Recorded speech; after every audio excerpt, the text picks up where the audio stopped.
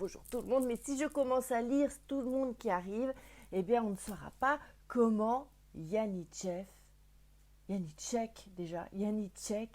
est arrivé à faire rire la fille du roi, parce que c'est quand même ça qu'on est venu savoir ce soir. Alors, installez-vous bien dans les sofas, dans les canapés, sur les chaises, vous prenez les doudous, les parents, les petits frères, les petites sœurs, le chien, le chat, tout le monde, et on écoute l'histoire que je vais vous raconter.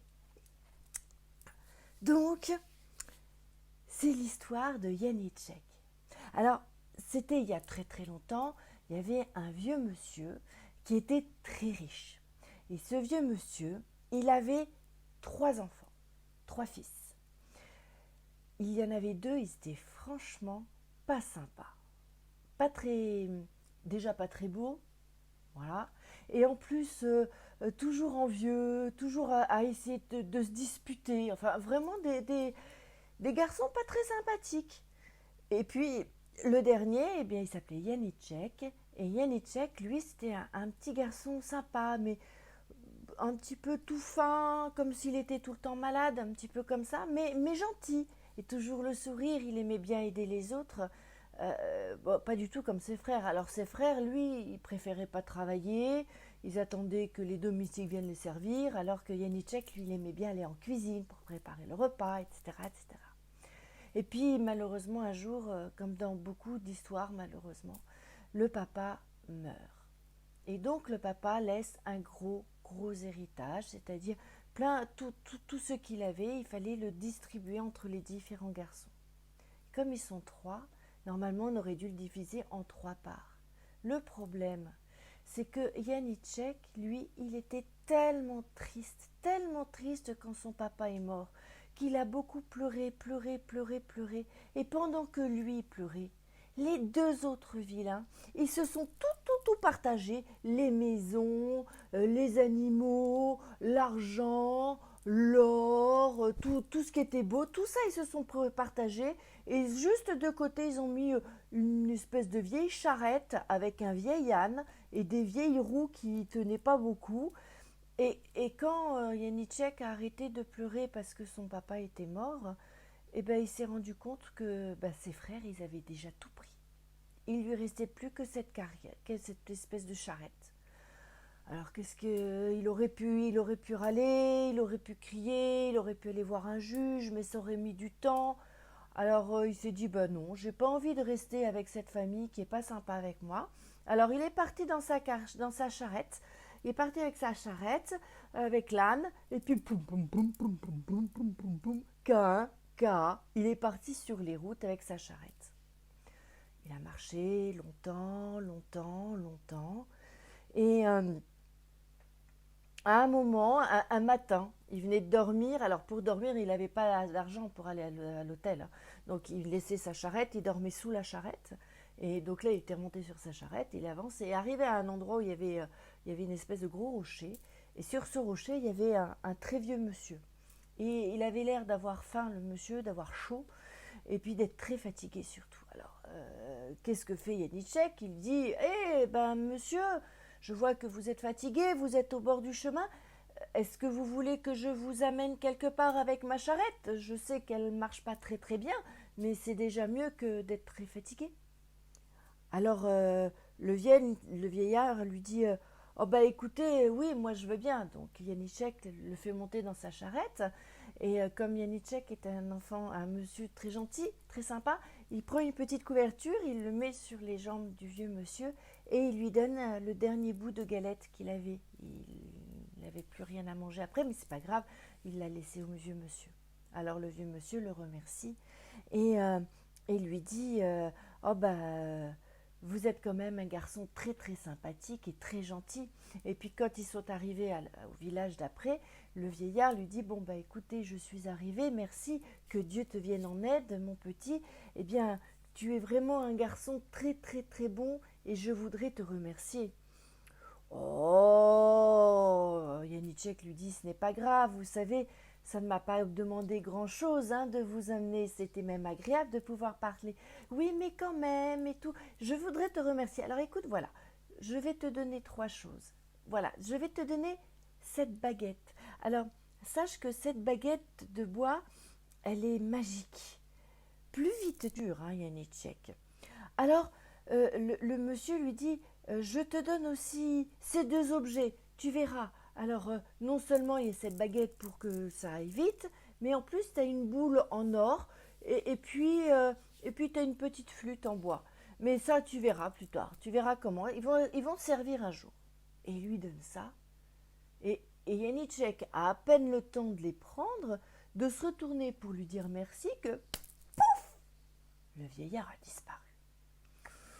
Mais Janicek, lui, il croit pas trop à la magie. C'est pas son truc, ça, la magie. Hein. Il a vu avec ses frères qui n'étaient pas très sympas. Lui, les roues de la charrette tournent vite. Alors, il est quand même très, très étonné. Donc, ça marche. Plus je fais tourner mon bout de bois vite, plus ça tourne vite. Oh, alors il est tout content et il n'a pas encore le temps de savoir à quoi servaient les deux autres qu'il arrive dans une auberge. Alors il dit bon je vais quand même descendre pour manger un petit peu parce que je commence à avoir faim. Et donc il descend et rentre dans l'auberge. Mais ce qu'il n'avait pas vu, c'est que l'aubergiste l'avait regardé arriver. Et l'aubergiste, il était derrière sa fenêtre comme ça. Et il avait vu cette drôle de charrette arriver qui roulait très très vite. Plus vite que ne pouvait tirer l'âne, donc c'est un truc de bizarre. Donc, quand Janicek rentre dans l'auberge, l'aubergiste, lui, il sort tout de suite pour essayer de voir quelle était cette étrange charrette. Et surtout, mais ça, il ne faut pas le dire trop fort, il avait surtout envie de la lui voler. C'était pas un homme très bien, cet aubergiste. Alors, l'homme s'approche doucement de la charrette et qu'est-ce qu'il voit à l'arrière de la charrette? La boule d'or. Janicek, tête en l'air, il a laissé la boule d'or et la flûte dans sa charrette. Alors l'aubergiste dit « Oh, une boule d'or! Mais je vais pouvoir avoir beaucoup d'argent si je la vends. Oh, pourquoi tu cries comme ça? Pourquoi tu cries comme ça? Ben, je suis collée à la boule, je suis collée à la boule. Viens donc m'aider, ma femme, viens donc m'aider. » Alors la matrone, elle arrive avec sa louche et elle essaye d'aider son mari. Donc qu'est-ce qu'elle fait? Elle saisit son mari par la veste et tire de toutes les forces. Manque de chance, elle reste collée à la veste. Pour le coup, lui, il est collé à la boule d'or et elle est collée à sa veste. Et elle se met à crier « Au secours, venez nous aider, on est collés, venez nous aider !» Et ça commence à faire beaucoup de bruit tous les deux. À ce moment-là, il y a la bonne qui passe. Elle est en train d'amener du maïs vers les poules. Et la bonne, elle a un seau dans la main avec le maïs dedans. Elle fait « Mais qu'est-ce qui se passe? Qu'est-ce qui se passe ?» Et à ce moment-là, oui, ben écoutez, il y a mon mari, il est collé à la boule et moi je suis collée à sa veste et on n'arrive pas à se décoller. Et à ce moment-là, la bonne, elle arrive, elle fait un bond et tout, et elle s'approche un petit peu et elle touche avec son seau, elle touche les fesses de la matrone. Et bien, qu'est-ce qui se passe à votre avis? Qu'est-ce qui se passe à votre avis? Eh ben, le seau se met à être collé aux fesses de la matrone et la bonne collée au seau. Et ils n'arrivent pas à se décoller. Et ça continue à hurler, à crier à la boule. Ça en fait du monde, hein. Et tout ça, et ça crie, et ça hurle, et au secours, sauvez-nous, sauvez-nous, sauvez-nous. Alors, Janicek, lui, il ressort de l'auberge, et là, il éclate de rire, parce qu'il y a sa charrette, imaginez un peu, il y a la charrette, il y a l'aubergiste qui a la main collée à la boule d'or, il y a la matrone qui tient la veste de l'aubergiste qui ne peut plus la lâcher, il y a le seau qui est collé aux fesses de la matrone, là il y a une oie, et puis de l'autre côté, il y a la bonne. Et tout ça, ça crie, ça hurle, Ça, au secours, venez donc m'aider. Et c'est d'un drôle, et c'est d'un drôle. Alors, qu'est-ce que vous pensez qu'il va faire, Janicek? Vous pensez qu'il va venir pour les sauver? Eh bien non. Janicek, lui, eh ben, il trouve ça très marrant. Donc il monte dans sa charrette et puis prend son petit bout de bois pour le faire tourner. Et à ce moment-là, il y a la carriole qui part. Et plus ils partent, plus tout d'un coup, les autres, ils s'envolent. Ce qui fait que vous avez la charrette qui va à toute vitesse, puis vous avez tout le monde qui s'envole les uns comme ça. Et tout le monde rit, et tout le monde rit. Enfin, pas ceux qui sont dans la charrette, hein, parce que eux ils continuent de crier, mais ce sont ceux qui les voient passer. Et qu'est-ce qui se passe? Ils arrivent près du château. Alors, il faut savoir que dans ce château habite un roi. Ce roi n'a plus sa femme qui est morte et il a une jolie jeune fille. Elle est très belle, elle est magnifique. Simplement, elle est malade. Depuis qu'elle est toute petite, elle n'a jamais, jamais ri. Pas une seule fois, elle n'a ri. Pas une seule fois, elle n'a souri. Même si on lui avait raconté des blagues, même si on lui faisait des chatouillis, jamais, jamais elle n'a rigolé une seule fois. Son père était tellement désespéré qu'un jour il avait dit que l'homme qui arriverait à faire rire sa fille, eh bien deviendrait son gendre, c'est-à-dire que sa fille l'épouserait. Et qu'est-ce qui se passe ce jour-là? La jeune femme, elle est à sa fenêtre, triste. Elle est encore plus triste que d'habitude même, très triste, comme ça.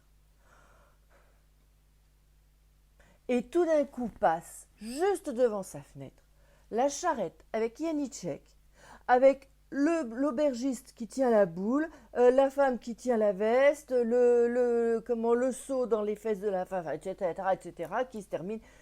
Et là, la jeune femme part d'un éclat de rire, mais d'un éclat de rire. Elle se met à rire, à rire, à rire, mais elle en pleure, elle se roule par terre tellement elle rit, elle n'arrive même plus à s'arrêter tellement elle rigole. Mais elle rit, elle rit, elle rit. Dans tout le royaume, on n'entend plus que ça, le rire de la princesse.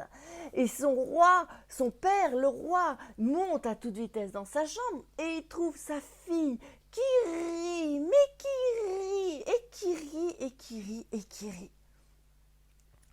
Alors, il lui dit, mais qu'est-ce qui se passe, ma fille? Qu'est-ce qui se passe? Elle lui dit, mais papa, vous n'avez pas vu cette charrette avec l'aubergiste, la femme, le tout, et loi, et tout. Et elle se remet à rire, elle se met à rire, elle se met à rire. Alors, qu'est-ce que fait le roi? Le roi décide de convoquer Janicek à la cour du roi, puisqu'il l'avait dit que celui qui ferait rire sa fille aurait sa main. Et donc, il invite Janicek.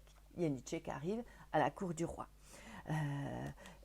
Il prend sa flûte, il prend sa boule d'or.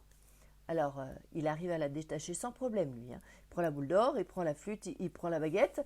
Et alors, l'aubergiste, sa femme et tout le monde, ils sont tous partis à toute vitesse, en rasant les murs, tellement ils avaient honte de ce qui s'était passé.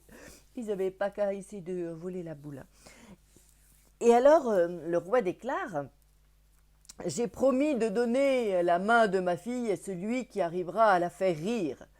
Donc, tu as réussi à faire rire ma fille, donc je vais te donner... » Et puis il s'arrête.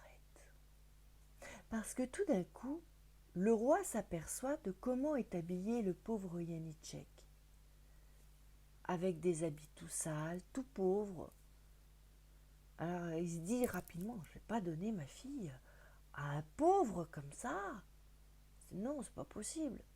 Et donc il dit, oui, j'ai promis de donner ma fille à celui qui la ferait rire, mais il va falloir que tu fasses une mission bien spécifique pour pouvoir l'épouser. Alors Janicek, lui, il voit la princesse, il la trouve super belle, puis elle est super contente parce qu'il la fait rire et tout. Alors il se dit, bah ouais, moi je suis prêt, allons-y, qu'est-ce que tu veux que je fasse, mon bon roi? Le roi lui dit, tu vas devoir garder mon troupeau de lièvres argentés pendant 3 jours.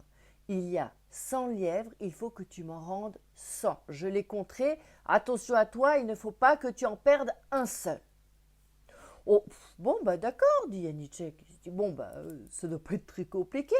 Et le premier jour, il s'en va et il part dans les bois avec les 100 lapins, les 100 lièvres argentés du roi.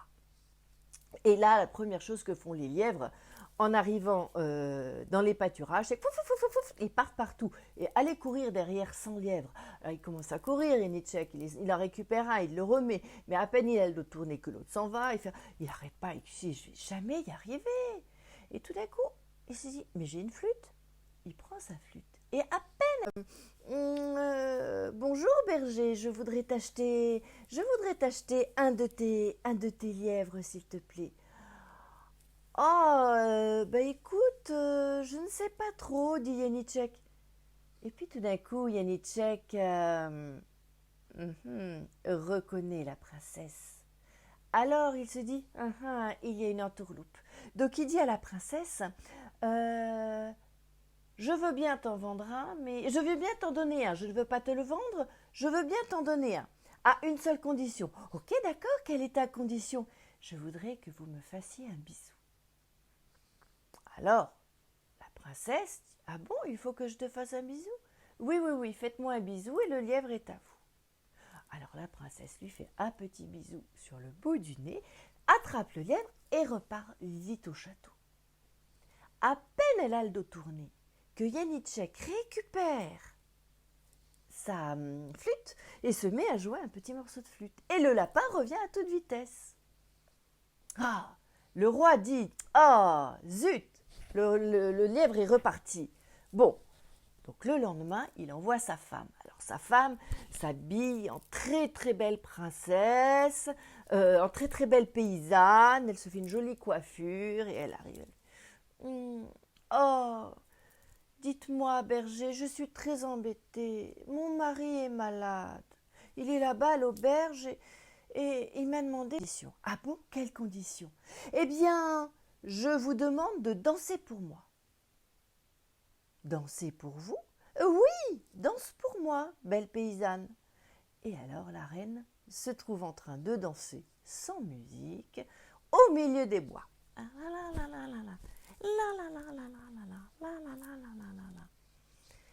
Et dès qu'elle a fini, elle attrape son lièvre, elle regarde partout si personne ne l'a vue parce qu'elle a honte, et elle repart à toute vitesse au château. Et là, tout de suite, Janicek récupère sa flûte et il fait son petit air de flûte et hop, le lapin, il revient. Alors le roi rentre dans une colère monstrueuse. Donc il dit, puisque c'est ça, moi, je vais aller moi-même chercher un lièvre. Donc il se déguise un lièvre argenté contre ce que tu veux. Des tissus, des peignes, des choses, de l'or, de l'argent, ce que j'ai. Le berger lui dit, oh mais vous savez monsieur, moi je n'ai besoin de rien, hein. Je suis très bien, je suis dans la nature, je n'ai pas besoin de quelque chose. Mais si, lui dit le roi, mais si, choisis. Il lui dit, non, non, écoutez, je vous le donne, votre lièvre. Si vous voulez, vous prenez votre lièvre à une seule condition. À une seule condition, dit le roi. Oui, à une seule condition, dit le berger. Mais laquelle? Eh bien, si vous voulez votre lièvre, il faut que vous embrassiez les fesses de votre âne. Fesses de son âne. Vous vous rendez compte? Le roi doit embrasser les fesses de son âne. S'il ne le fait pas, il va devoir accepter que le berger se marie avec sa fille. Donc le roi prend sur lui, lève la queue de l'âne, fait un bisou sur les avec les 100 lièvres. Les 100 lièvres sont toujours là. Et donc il a réussi. Alors le roi grimace, il pince les lèvres, il est embêté, les 100 lièvres sont là. Mais bon, il y a encore une condition pour que tu épouses ma fille. Oui, laquelle, dit Janicek. Tu dois répondre à une question, dit le roi. Mais laquelle question? Où se trouve le centre de la terre? Où se trouve le centre de la terre? Alors tout d'un coup, Yénichek a une idée. Il dit, mais le centre de la Terre, c'est partout le centre de la Terre. Regardez. Et il prend sa boule en or et il met son doigt. Regardez, là, là, là, là. Partout c'est le centre de la Terre. Partout c'est le centre de la Terre. Et le roi, qui a posé une question à laquelle il n'avait pas de réponse, me dit, ah oui, c'est ça. Et là, la princesse arrive dans la salle et elle voit le berger. Et qu'est-ce qu'elle se fait? Qu'est-ce qu'elle fait à ce moment-là, dès qu'elle voit le berger? Elle se met à éclater de rire et à éclater de rire.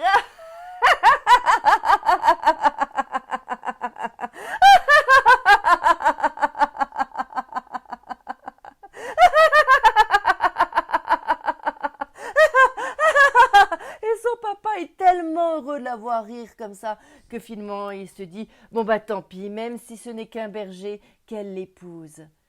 Et donc ils se marièrent. Ce fut un des plus beaux mariages rieurs de toute la contrée, de toute la vie, de tout l'univers. Leurs rires ont beaucoup, beaucoup, beaucoup résonné pendant très, très, très, très, très, très, très, très longtemps. Et donc c'est ainsi que Janicek, le pauvre petit Janicek, a réussi à devenir le prince Janicek, simplement en faisant rire sa princesse. Voilà, c'est ainsi que se termine cette histoire. Alors j'espère que vous avez pu la suivre en entier. Je ne sais pas si vous avez eu des coupures. Moi j'ai eu quelques petites coupures. C'est un petit peu compliqué en ce moment de mon château à votre Tunisie. Mais au pire, si c'est pas bien, eh bien, je trouverai un moyen de vous la refaire pour que vous ayez le conte en entier. Nous allons nous quitter avec toujours ce chanteur que j'aime bien, William Emery, qui dit que aujourd'hui tout va bien car il a